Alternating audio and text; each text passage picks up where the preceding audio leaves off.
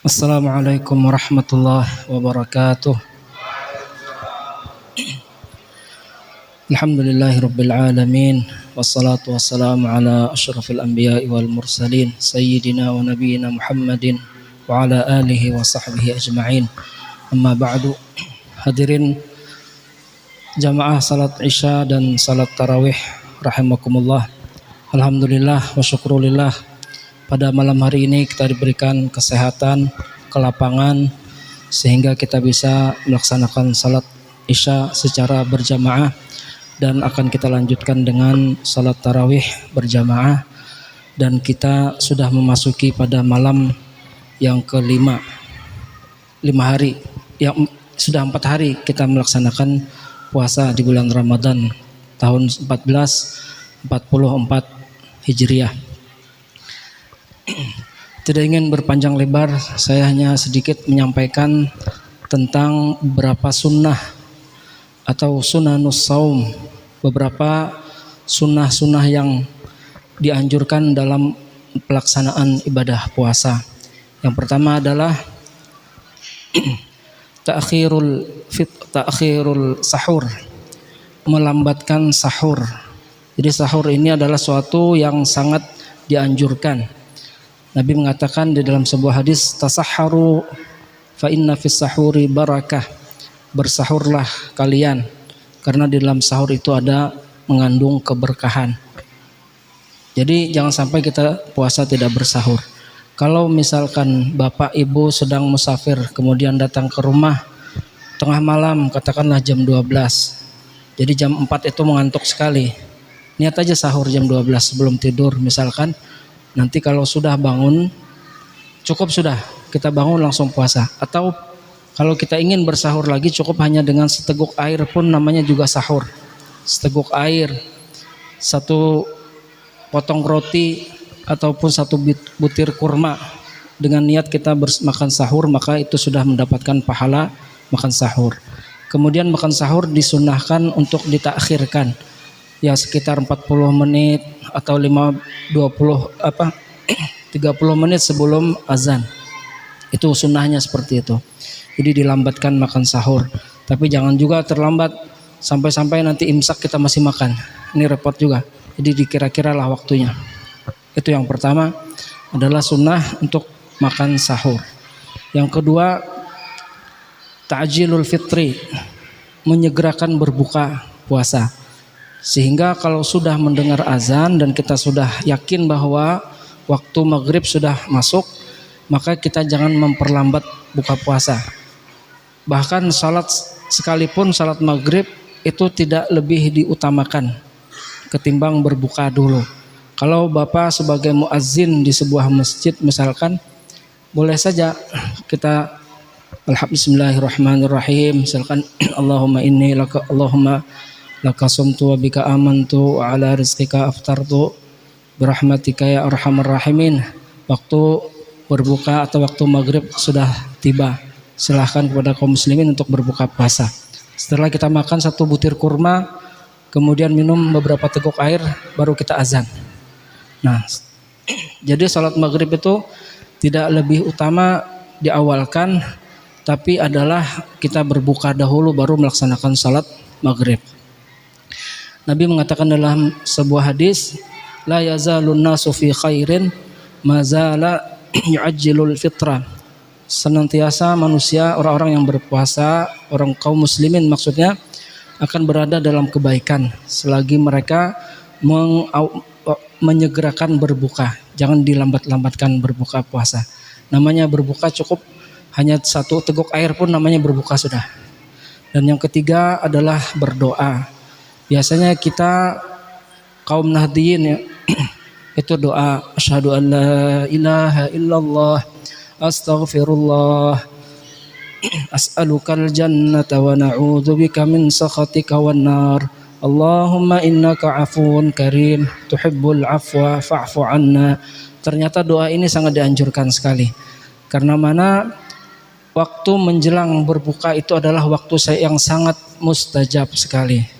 Jadi kita punya hajat dunia, hajat akhirat, berdoalah ketika ingin berbuka puasa. Dalam hadis lain Nabi bersabda, Lisaimi farhatani, farhatun inda fitrihi wa farhatun inda liqa'i rabbih. Bagi orang yang berpuasa itu mendapat dua macam kebahagiaan, dua macam kegembiraan. Kita sudah puasa seharian penuh, capek, bekerja, haus dan sebagainya. Ketika menjelang puasa rasanya sudah lega begitu. Tinggal beberapa menit menjelang puasa kita senang. Ada makanan, ada minuman di hadapan kita. Berbuka bersama keluarga, anak, istri dan sebagainya tanpa kekurangan apapun. Rasanya luar biasa nikmat tersebut, maka kita senang dan gembira. Ketika orang muslim gembira, Allah lebih bergembira lagi kepada kita. Maka ketika itu doa sangat mustajab. Punya anak, doakan mudah-mudahan dapat taufik, mendapatkan ilmu yang berkah, kemudian anak kita bisa menjadi hafiz Quran, mudah-mudahan diluaskan rezeki yang halal. Banyak doa kita panjatkanlah ketika ingin sahur dan ketika ingin berbuka, ketika ingin berbuka. Jadi jangan sampai kita dilalaikan dengan perkara-perkara yang tidak jelas, apalagi yang bisa mengurangi pahala ibadah puasa kita. Karena waktu ingin berbuka itu sangat mustajab, waktu yang sangat dianjurkan untuk memperbanyak doa. Dalam keadaan kita sudah siap dengan air wudhu, kemudian ingin melaksanakan salat maghrib. Yang keempat adalah disunahkan kita kalau bisa membukakan orang puasa. Ini suatu ketika sahabat bertanya, wahai Rasulullah, kan tidak semua kami punya keluasan rezeki untuk bisa membukakan orang lain puasa. Untuk makan sehari-hari aja sudah pas-pasan, sudah syukur bisa makan. Kemudian Nabi menjawab, membukakan orang itu tidak dengan makanan yang harus dengan makanan yang melimpah, yang banyak, tapi cukup dengan seteguk air atau dengan segelas air minum, air putih misalkan. Kita punya keluasan, kita beli aqua pesta satu kotak itu, atau beberapa kotak aja, beberapa gelas kita antar ke masjid. Itu sudah termasuk daripada membukakan orang puasa. Atau beberapa butir kurma diantar ke masjid atau kemana saja yang kira-kira hal tersebut bisa membukakan orang puasa. Ada suatu kejadian yang sangat luar biasa tapi bisa dijadikan pelajaran. Suatu ketika seorang ulama pergi umrah. Jadi ketika sudah menjelang waktu maghrib, beliau mengambilkan air zam-zam dari gelas. Nah, air zam-zam diambilkan. Karena tidak bawa apa-apa dari hotel, niatnya hanya untuk berbuka puasa dengan seadanya, cukup dengan air zam-zam atau membawa beberapa butir kurma. Kemudian ulama tadi pun mencari orang yang ingin dibukakan puasa. Akhirnya sama-sama tukar gelas yang isinya air zam-zam di Masjidil Haram. Itu sudah sama-sama mendapatkan pahala. Jadi kita membukakan orang, menyediakan hanya dengan menyediakan air satu gelas tadi, mendapatkan pahala puasa penuh dari orang yang kita bukakan tanpa mengurangi pahala beliau yang puasa. Jadi sama-sama. Padahal ya tidak ada modal sama sekali. Kita mempersilahkan punya kita dimakan dan orang yang diberikan itu juga mempersilahkan air yang telah dia ambil untuk diminum kepada ulama yang berikutnya. Yang kelima adalah al-iqtisalu indal lil haidhi wan nifas aw lil janabah. Sebelum sahur kita disunahkan untuk mandi. Kalau misalkan tadi malam junub atau janabah atau perempuan yang sedang berhenti dari nifas atau haid. Nah, walaupun secara aturan hukum boleh orang junub itu puasa.